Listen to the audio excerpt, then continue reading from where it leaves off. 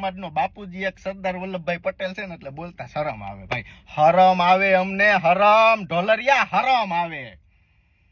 આજે એશિયાના સૌથી મોટા યાર્ડના ચેરમેનના પદ ને થોડાક પૈસા ને 4 આંગણિયાના માલિક થવા હટુથી આજ તમે સમાજને વેચી દો ને કહી દો કે એ તો મારો, આ તો મારો બીજો બાપ છે.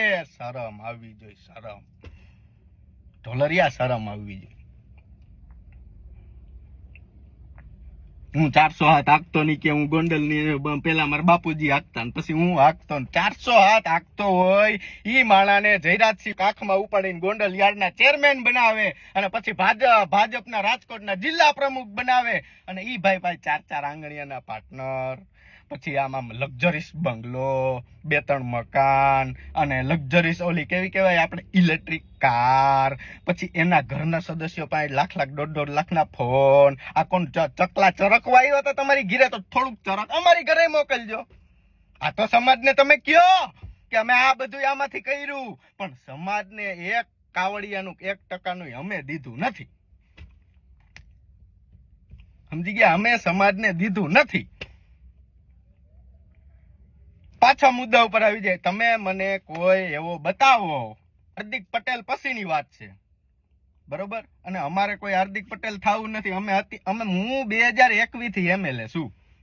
એ તમારા સૌરાષ્ટ્રના ગુજરાતના નેતાને પૂછી લેવું. હો, અમારે એવી જરૂર નથી. સમજી ગયા? પછી તમારા માટે બોલવાવાળો કોણ?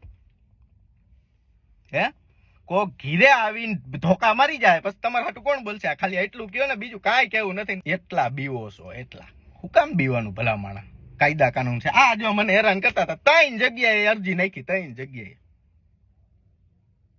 ખોટી રીતે હેરાન કરતા હોય તો ન થઈ જાય? મગજ વાપરો થોડો. પેલા તો કાનૂન શીખવાનો છે કે આ 41 એટલે હું, આ પોસ્કો એટલે હું, આ 151 એટલે હું. પેલા આ શીખી લ્યો, કોઈને બાપની જરૂર નથી. પછી હાલી જાવ.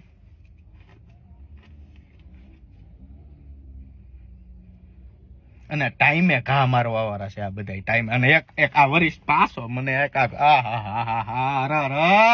વરિષ્ઠ પત્રકાર પાછું એવું કહેતા હતા કે ગોંડલની અંદર શાંતિ હોય તો એનો શ્રેય 1 જયરાજસિંહ જાડેજા ઉપર જ જાય છે. લ્યો, શું કરી લેશો? અમે તમને બતાવશું કે અમે શું કરી હગી નહીં. તમારે જોવું જ છે ને, હવે બતાવવું જ છે. 2027 પહેલા ન્યાય થશે. કેટલા આ એ જંગ છીડ ગઈ ભૈયા, ये वापिस नहीं होने वाला, ये छीड़ गई.